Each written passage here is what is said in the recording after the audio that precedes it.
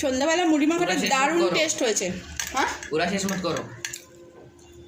একটুখানি খেতে না খেতে বলছে শেষ করে দাও। এটা লঙ্কার চপ।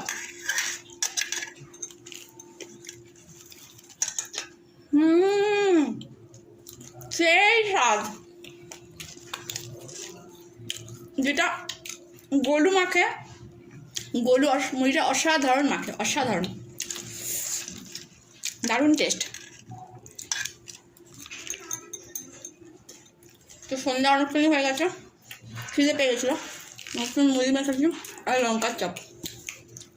এটা অসাধারণ, ফাটাফাটি। আগেই বলেছি একজন সামনে আসতে চায় না, কিন্তু মুড়ি নিয়ে টানাটানি করে আমার সাথে। আর কেউ না,